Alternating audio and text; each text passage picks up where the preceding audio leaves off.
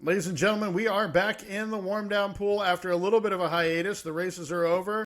The man of the hour, too sweet to be sour, my partner in crime, Dan Flack. Welcome back, brother. What's the haps, people? Ready to talk some swimming? Absolutely. Lot of interesting stuff we're going to talk about. The biggest thing on this week's show, obviously, we didn't get a chance to recap it last week.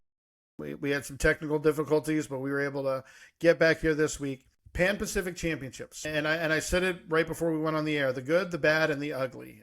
And mostly referring to Team USA, their performances, and what we have to look forward to in the next half of this quad. And I think we saw some really great performances from both Team USA and from China, Australia, etc. as part of this competition. But at the same time, we were witnessing the European Championships going on at this same time.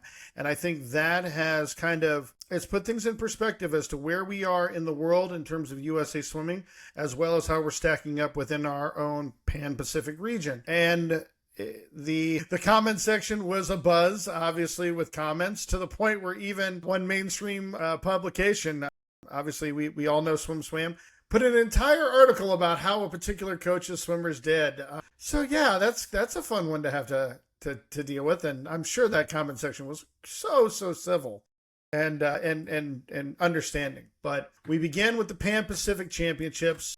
To me, you look at some of the members of Team USA that really stood out: Mackenzie Soroki, Kate Douglas, Catherine Burkhoff. Those are the names that when I'm looking at this meet, when I'm looking at what Team USA did, and I'm trying to, you'll have to forgive me, my camera's right in the middle of where I need to click. You look at those three names, they're the ones that really were stars for Team USA on the women's side. And on the men's side, I mean, it's kind of all over the place with the performances. We had some great performances from Jack Alexi had a great meet. Van Matthias, who we predicted was going to have a standout performance, did as well. But there were a lot of things that were kind of exposed in terms of the overall depth and, I don't want to say focus of Team USA, but especially the guys' side, we got some steps we got to take. Dan, what were your initial thoughts on the overall performances? I found it interesting that the had to really wait till the last day to see a super positive, jaw-dropping performance by someone from Team USA, and that was the world or the Olympic champion in the 200 breast, obliterating the 50 free record on the women's side, Kate Douglas. Jaw-dropping. You thought you might see some others, and they were okay at best. And quite frankly, on the men's side, not a whole lot to write home about. Right. I mean, there are some okay they're fine, but at this time, 2 years out, you're hoping for some breakthroughs and perhaps some new players to enter the chat, so to speak. And certainly on the world stage, from the United States, you really didn't see that. I don't mean to be critical, but I think the men's program has some real work to do in 2 years. Now, 2 years is a long time. Lots of things can change. Somebody might be out there swimming away that we've never even really heard about, who all of a sudden in 2 years is quite the performer. But Team USA has some work to do. And I'm excited to see how the new leadership takes on that challenge and shapes it and goes after it, because the world's not getting any slower. No, not at all. That's for sure.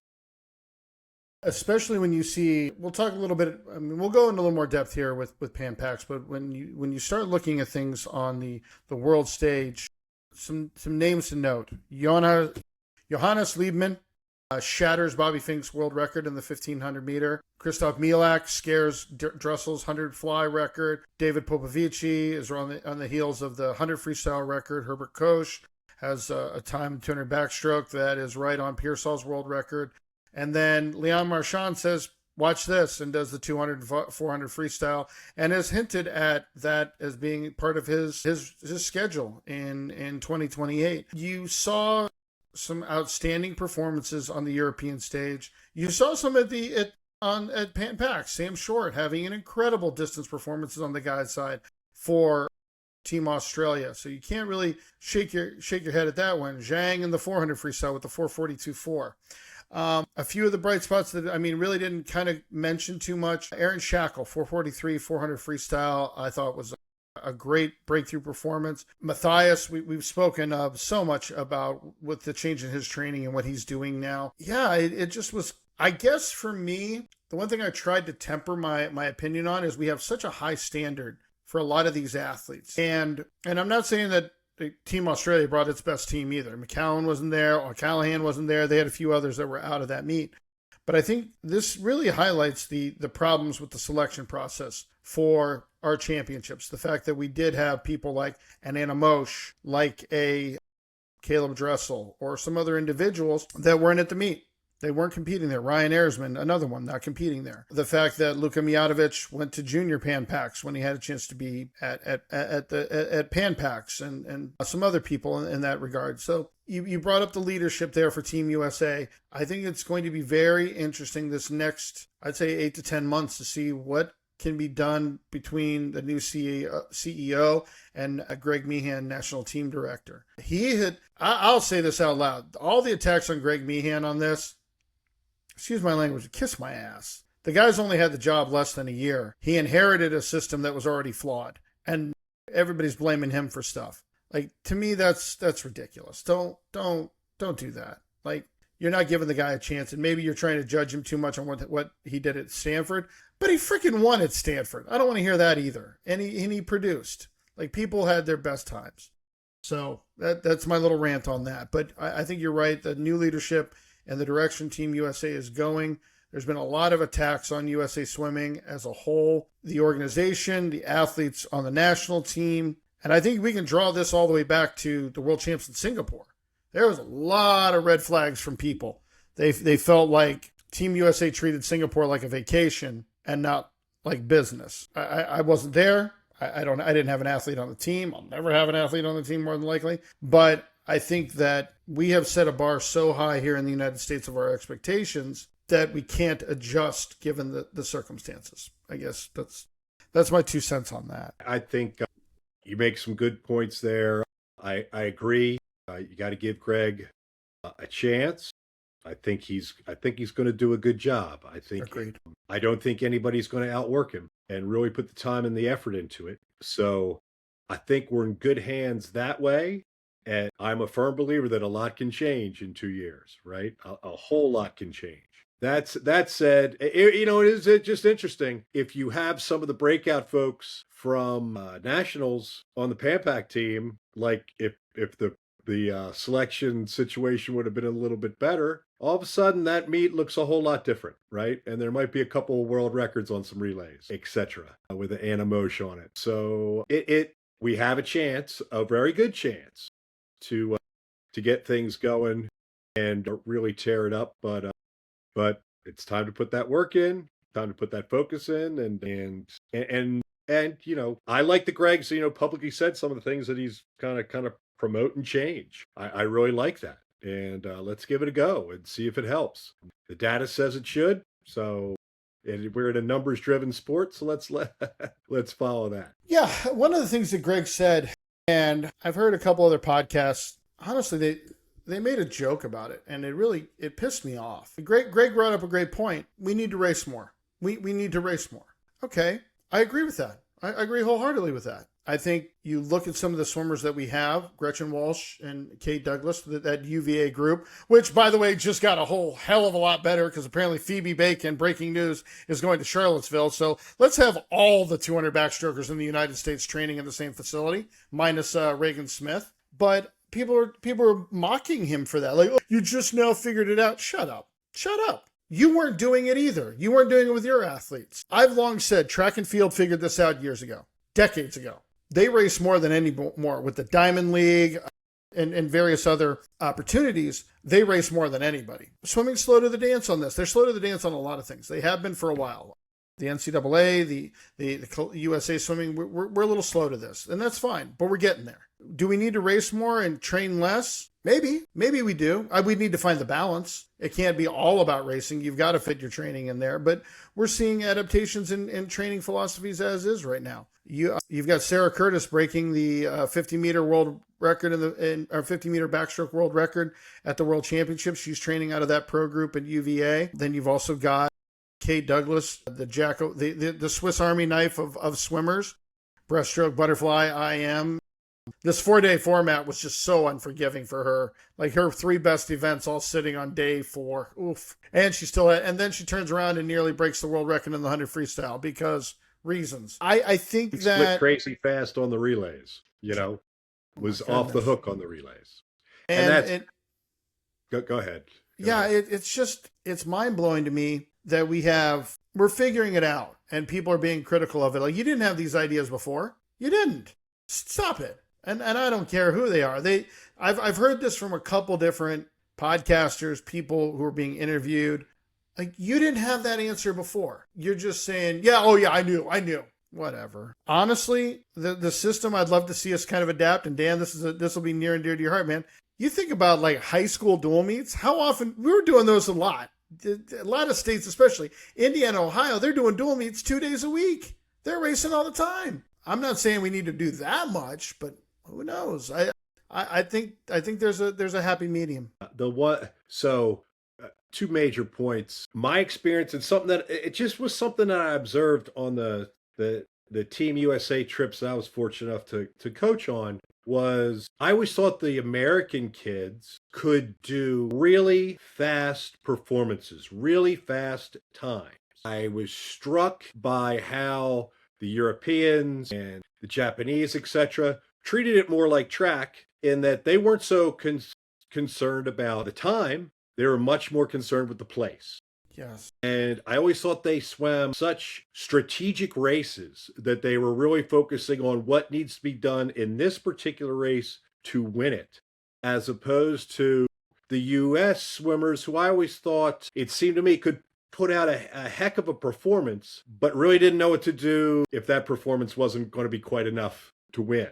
Mm-hmm. Right? I saw so many of the Euros, etc. When they would race, it's almost like how you're in a track race and everybody's kind of chugging along, and then, all right, here we are at the end. We're going to see who's got the best kick to win it. I think that's something that more racing against, and not just the same people, get out internationally and race people. I think that is a tremendous idea. Yep.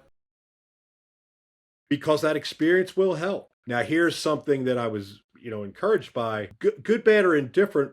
We had Team USA had some phenomenal relay performances and some phenomenal splits. And again, if you have all the pieces there at that competition, wow, our relay potential is really good in a lot of races. And the performances that were put up, two of the 4 legs on some relays, the people were swimming significantly faster than what they're doing. I thought the relay starts were better. No shocker to me. If you watch that medley relay, Van nails his exchange. No wonder why he went so much faster on the relay. Well, a lot of that was that turnout takeover on the start. He nailed it. So that's why I'm not in panic mode. Mm-hmm.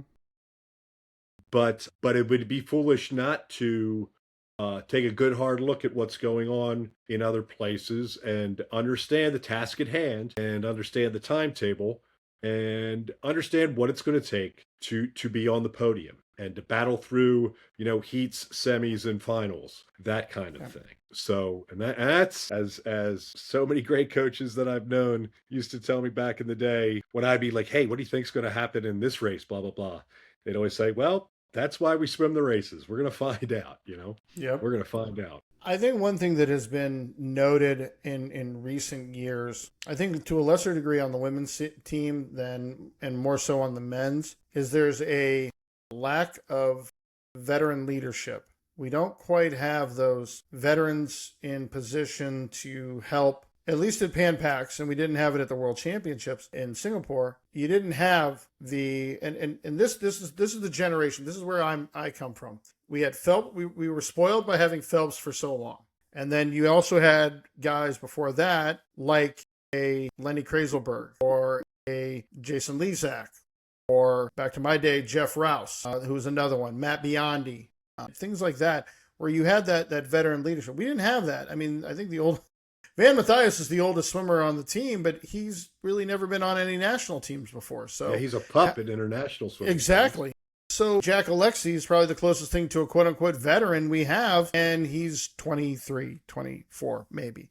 So I think that's something that it was lacking on the men's side. Again, to a lesser degree, the women, but because we still have Katie Ledecky, and we'll talk about Katie and her performances at this meet a little bit later on. But I think because of that, it made it a lot. I think you need those voices in the room. You need those individuals. Tom Jager and 92 was Tom Jager and Matt Biondi, neither one of which was a serious gold medal threat in their individual events, but they sat down. I remember the interview that John Olson had talking about how Jager and Biondi sat down with the team and said, this is what you represent. Jeff Rouse, not a very big talker back in 96, but he'd already been through it in 92. So he became that voice in 96. Same with Joe Hudapole and Josh Davis as well. So those were the voices. And then you get to the 2000s and the people that came through there and the rise of Michael Phelps. So I think those are some things that we've got to find from a Team USA standpoint. I think the other thing too that is really important, and you touched on it a little bit, about it matters about the placing and positioning as opposed to just worrying about the time. Let's look at how the results at Pan Pacs. How many times did American swimmers go in as the 1 or 2 seed in a race, and Australia was coming in 4, 5, or 6, and then Aussies were coming out with the win? And obviously you can be a little more tactical in a prelim final as opposed to a prelim final race. But it's almost like we cared about the middle of the pool more than we did putting ourselves in the best position to excel at finals. And I remember this, again, I'm an old man, but you can remember too, Dan, 1992. The women's team at the Olympics in Barcelona, our women were going in top seeds and everything, and the Chinese were just blowing us away from outside lanes in almost everything. I think, it was 100 freestyle, 200 IM, you name it. It was just, we were getting slaughtered, and it was positional. And I think that's something we've got to learn. And we also got to learn how to close races, but that's besides the point. That's a conversation for a whole other episode. But I think positional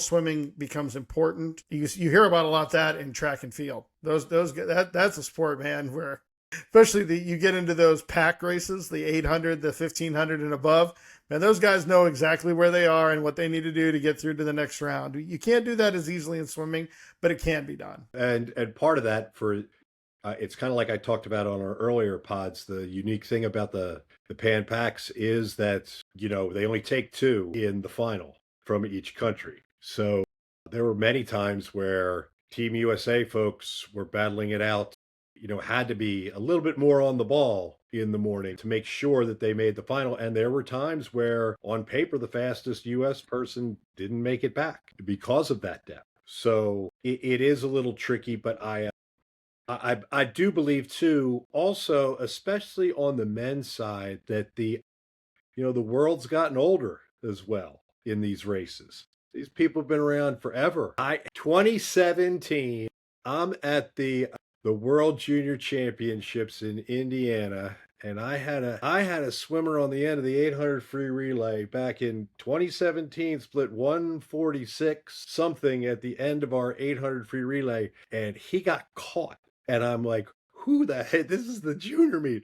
Who the heck is catching him? It turned out to be a guy named Christoph Milak, who has seemingly found his, if not love, his hunger for racing again, because boy, he swam incredibly well at Europeans. And I was like, later on, I see maybe that's not such a bad thing, that there's less shame on getting caught in that race by that guy. It's funny how it goes, but that's what, we were always blessed with a Ryan Murphy. Yes.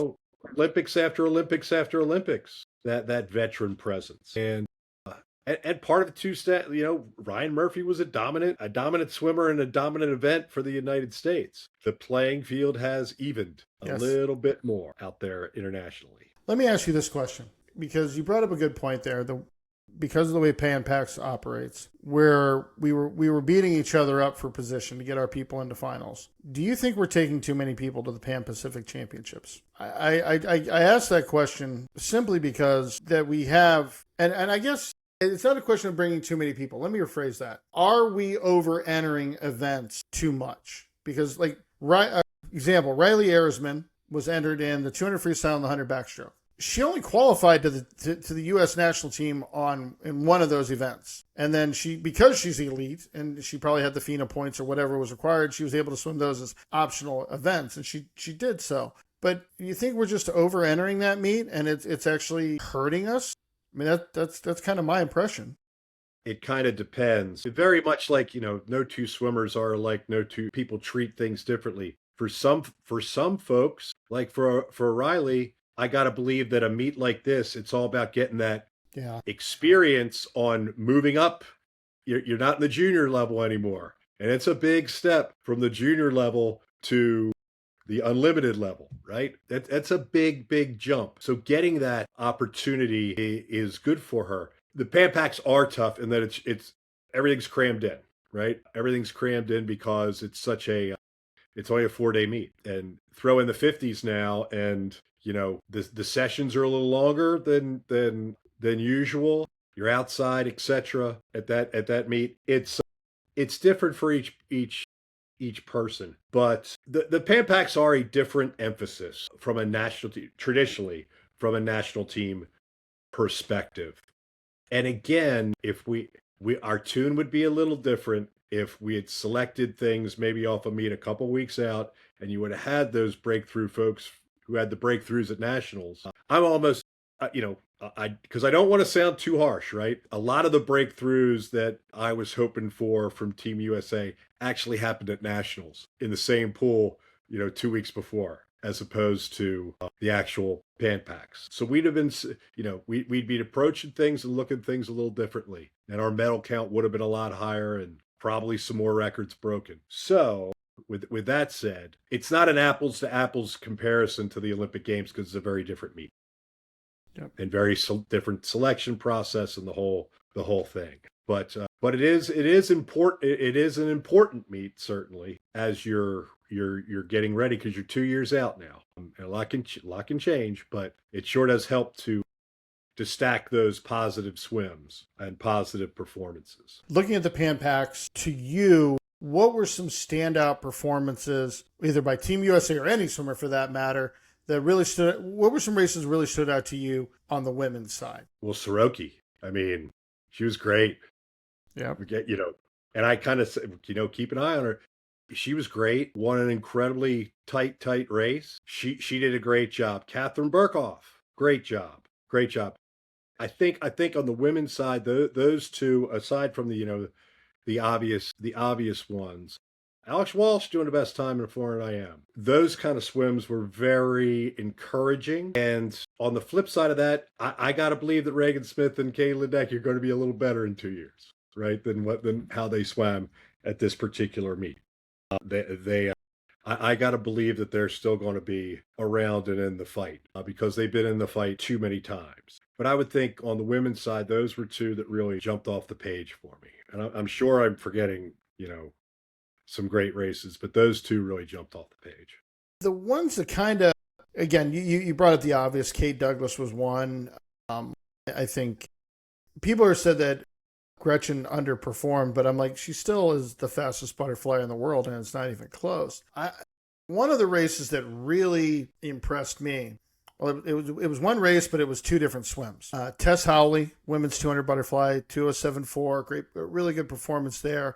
But then Carolyn Bricker, 207.9, and she's swimming in the consolation heat basically by herself. I think that was a good race overall for the U.S. It gives us a little bit of hope in those events. Obviously, Reagan Smith, who's been one of our top 200 butterflyers in recent years, didn't get a chance to do it because it was a double up day for her, so she chose a different event. Anna Poplawski, good 200 freestyle. It gave great performances for the 8 free relay. You brought up Alex Walsh, kind of re-emerging in the IMs with the 400 IM and specifically the 200 IM. I think that was the one I was most impressed with because she hasn't been anywhere near 207 in a while, and for her to get that again after a couple of years, I think was really great. But the 400 IM 433, she and Katie Grimes are just nipping at that Katie Hoff American record. I'm still shocked we don't have that. That hasn't been taken down yet, but we shall see.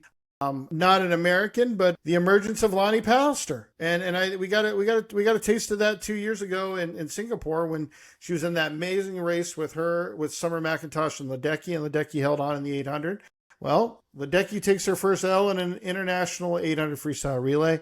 Yeah, Katie's not the kind of person that's just going to crawl up and run away and hide, but I think that you're going to see a renewal of hers. She wasn't happy with the entire meet at all. There was nothing about that meet that made her happy. She's like, I think she said, because that's the time I'm just going to choose to not look at for her 1500. And another one, and I brought her up earlier. I think she is the future for Team USA in a lot of ways. That's Riley Ayersman. 207.2, 200 backstroke, but she's also sprinting like a fiend. 1500, 200 freestyle was an important part of the 800 free relay. I think there's a lot of talent and a lot of diverse talent. Soroki showing, hey, I was a hockey player 2 years ago, and now I'm a Pan Pac champion in 100 breaststroke and challenged for the 50 breaststroke. So I think there's a lot of things to look forward to on that. On the guys' side, and as we make that transition, I think for me there was a lot to unpack with the whole meet for the guys. We really didn't see much in the way of backstroke for this week. Like, we broke the world record in the mixed 400 medley relay with a subpar 100 backstroke. Bobby Fink, not in race shape, if you will. I mean, I know he raced, he tapered, but he's not in championship mindset yet. I think we need a bunch of 200 breaststrokers to kind of come to the forefront and really take hold, because we didn't see that. But their breaststroke at the Pan Pacs in general for the men was not great behind Van Mathias. Michael Hooley just doing fly and die for South Africa, and in the 100 was incredibly painful. Carson Foster had a good meet for his IMs, but he's kind of been in that plateau for a little while. So it was really, Van Mathias is just really the guy to me that stood out. He really did, and said, you know what, I'm taking hold on this. Jack Alexi, I think, is another one that had good racing, but overall, there wasn't nearly as much for me to be excited about. Well, let me take that back. I'm going to take it back. There is one race, now that I think about it, that gives me a little bit of excitement. Unfortunately, I think they've still got to drop some time to get into contention for 28. Carson Foster and Luke Orlando in the 200 fly.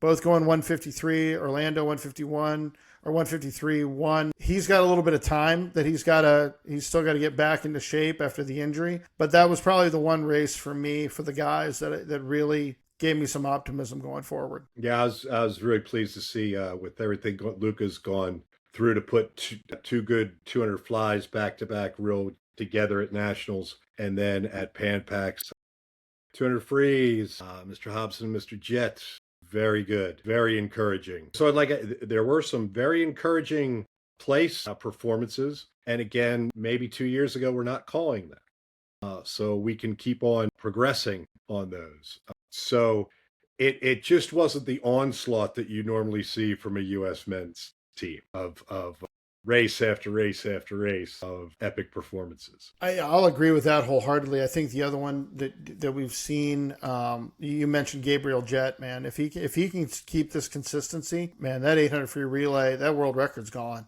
with who we have with Team USA right now. That record is out of here. And I think Luke Hobson, man, he's knocking on that Michael Phelps world records door. So I think it's got to just all kind of come together for him. But that was another one. I'm glad you brought that race up. I enjoyed that one as well. And it shows because you look at what Popovici and those guys were doing over in Europe, for us to keep pace, we're gonna have to put this together. And I think that's the one thing. The depth wise, we're in great shape. None of those other guys are going to really have relays to kind of hold on to for. We've got some relays, that can really do some special things coming up. It's all about just putting them together, just to put the relay together. I've been coaching for 36 years, and I'm a big believer, man, there's nothing more fun than really putting a relay together and really seeing it click and seeing everybody do that little extra performance-wise where they hit the wall and as a coach, your mind is blown, right? I don't think there's anything better than that in the sport. And we're close on several relays on both sides. We can do some damage on the relays, as we should, because we're the United States of America, for crying out loud. Yep. But I hope we can really put those together, and I hope, a lot of it is getting the right people to qualify at the right times, right? Mhm. And then performing at the actual competition. But I'll match our relays against anybody if we really hit them. I think the one swimmer for me, if I was picking out the men and the women, I don't want to say it's disappointing. I'm just going to call it a head scratcher. One I don't understand is Tori Husk. And I'm not saying this to be mean or anything, but it was a rough meet for Tori. It really was. It was not, But it's not what she's accustomed to. Now, season best 50 fly, season best in the 50 freestyle a couple times. She's been right there, but with Gretchen and Kate and Anna Mosch elevating, the Olympic silver medalist in the 100 freestyle could be on the outside looking in, not just from the individual event, but potentially the relay. And how yeah, crazy is that to think? and the funny thing is, not too many people had that on their bingo card when she won silver at the games. She was not a favorite. She was Nope. certainly a strong, very obviously, a potential finalist, you would Mm-hmm. think. But for the podium, I'm not quite sure anybody saw that really, or Right. was willing to bet their kids' college fund on it, right? So, and that's what I mean by, things can change, and it's good to see, even though he wasn't at the meet, good to see Caleb Dressel racing again and having fun. Hopefully he can carry that into the trials and into the games. Because someone like him who's been at the tippy top and then really had to battle back, I think he's got tremendous leadership potential for the team. Those kind of life lessons that have played on a very public stage performance wise for him. I think that's something that could really, from a leadership standpoint, help out Team USA. And people may think it's corny and everything, but it's not. I can remember at one junior world championships, Mitch Dalton did a great job leading the team, and he said, "Hey, we've got a really special guest here tonight before tonight's final session."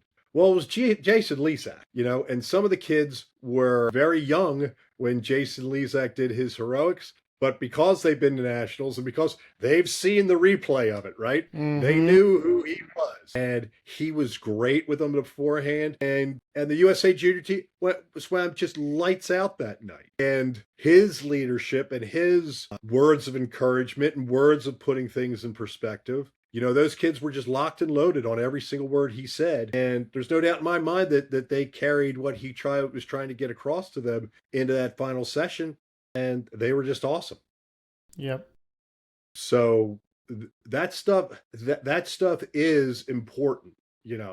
We've all seen it at the NCAA level or a high school state championship level, that maybe sometimes it's not the fastest swimmer on the team but the one that everybody respects, that says those proper words in a team meeting and gets everybody, maybe pulls some people out of their own heads and more into the collective of what the group is trying to do. Mm-hmm. So that's why we need strong leadership for sure going into LA.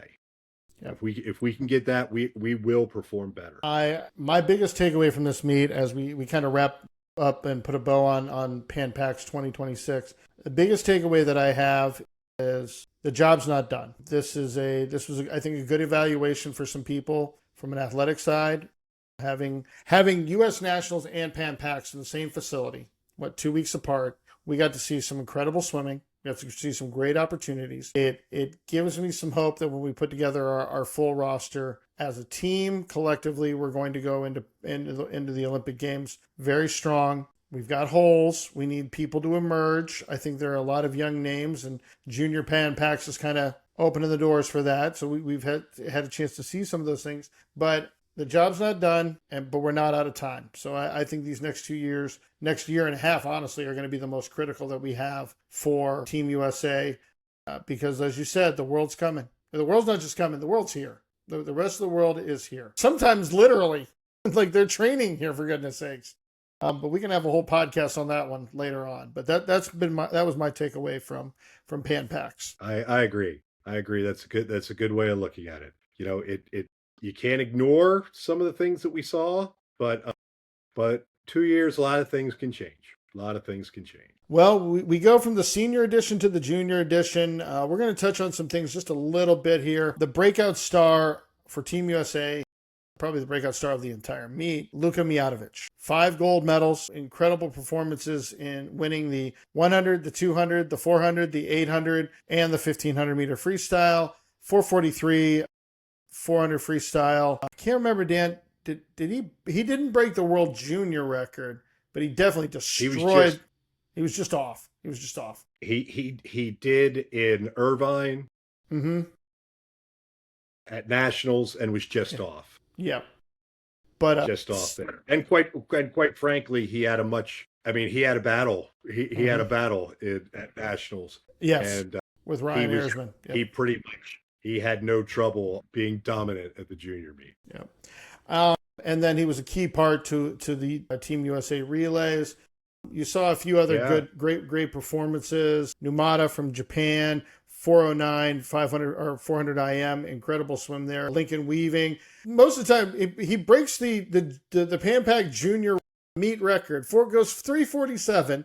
Great swim for Australia, and just gets obliterated by Mijatovic. So, yeah, no shame in second place on that one. I think, honestly, the team, the country that had the greatest showing on the men's side at Junior Pan Pac, Japan. They've got a lot of young talent right now coming up through the ranks on both the men's and women's side. We always talk about Pan Pacs, you're talking USA, Australia all the time. But, man, good grief. There's some talent there. And the Japanese team brought over some great athletes on both the men and women. They've got a lot of young. I don't envision this group being major players at 2028 for Japan. Could be wrong. We got time. Could be wrong. But man, 2032 with this core group, because a lot of them were young. And Australia had a lot of 16-year-olds on theirs as well. So I think that, man, that was just some great swimming. It was great seeing the youth on display up in Vancouver. Audrey Derivo was probably the big name for Team USA. Gabby Brito was another one who picked up 3 gold medals. Yeah, Gabby was awesome. Yep. Gabby was hot. She was swimming some good stuff, boy.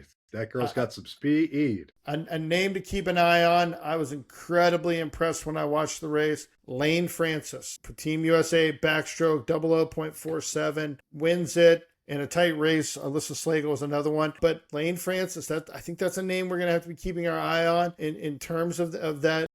And more depth in backstroke, because we didn't have enough of that. But another swimmer for Team USA.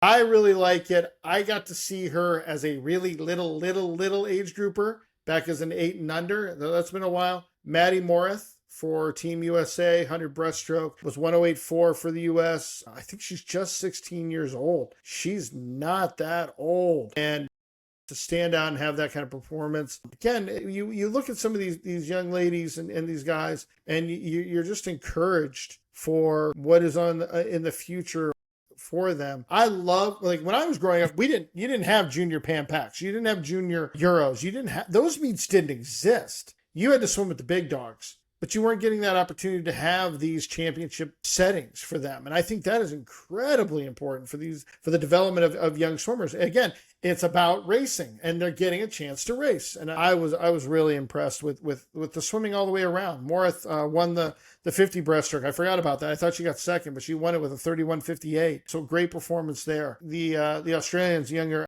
Emily Smith, I think is how you pronounce her first name, wins the 200 breaststroke in 2:24. That's cooking, Dan. That's cooking. And yeah, I don't know. I love watching to see these performances. Japan had some great 50 butterflies on the man. I'm just kind of going through here things really quickly. Yeah. It's funny. It's funny that you bring up the Japanese, because that's been my observation. I was part of 2 stabs that swam them in dual meets, where you really get to see a big chunk of their swimmers. And because of their system that they have there, not only do they keep coming one after another in waves, They all swim their races. Their strokes are the same. They swim their races the same. It's really incredible, the alignment in their system and what it produces. And they've always been super strong at this level, especially in the long, especially in those 200s of strokes. I was the very first time I saw it, I was blown away. I'm like, they're butterflies. The stroke, it's all the same. It's the exact same for all of them. But they're a tough group. But I thought that the Team USA junior kids did great and put on a really good show. They had a trials meet to pick it, and then boom, boom, boom, they do a little camp together, a quick little thing together, and then they go race again. And it's that meet is at that level. It's just super fun. It's super fun. Yep. But and hopefully we'll see a couple of them swimming in the big heats and the big relays in a couple of years. I think definitely on the men's side, there are some people that you're going to see at trials that are going to, especially in 2 years. Mijatovic is definitely the biggest name, but one guy that he's probably the one guy I would say you got to keep your eye on, and I think he's the future of Team USA in terms of a butterfly, and that's Charlie Cancelmo. I think that's everybody. Cancelmo, young man, got second in the 52.6 100 fly, class of 2028. So he's just 16 years old, and he's going 52.6 100 fly. Yeah, I think he's number one ranked swimmer coming out of Seattle, Washington. He's been 142 short course, 200 fly, 52.4. That's a guy that, man, he's the future in our butterfly ranks, and we need it. We definitely need it for Team USA. But he's also 16 years old. He's been 146 200 IM in yards, 135 2 free. So the kid's got it, man. He's got every piece of it, and he's just going to mature. So again, I love the. I like our 200 butterfliers in the junior group. Oh yeah. Well. That was another great performance as well. I like I like those guys. They swim for good coaches. They're talented kids. I think they've still got some mega improvement to come. Dal Ripple and Sam. Dal Ripple. I mean, again, great performances. Another IMer that's in there, that Yi Zhang, who was second in the 400 IM, goes 414. In the 400, unfortunately, just got murdered because, I mean, he just happened to run into a buzzsaw. But 414 in the 400 IM, he's another one. He's in the class of 27, committed to swim for the Stanford Cardinal. He's out of Carmel, Indiana, so we know he's got a great background swimming for Chris Plum out of that program. But yeah, I mean, this is a guy who's going into a senior year, and there's so much upside to his development as well. So we're kind of in that. And you'll remember this, like the late 90s, early 2000s for Team USA women, we were kind of, I don't want to say at a low point, but man, we were definitely, if you're riding a roller coaster, we're at the bottom of one of the hills for the women, and the guys were riding high. I think we've kind of inverted just a little bit right now. The guys are trying to get caught up, and I think as coaches are starting to adapt their training more for their athletes, and really emphasize the racing aspect of things, we're going to start to see that improvement. And I still think we're going to have a good 2028, but I'm excited. This is the core group of kids that we're going to be looking at, and these are the names we're going to be talking about when 2032 rolls around.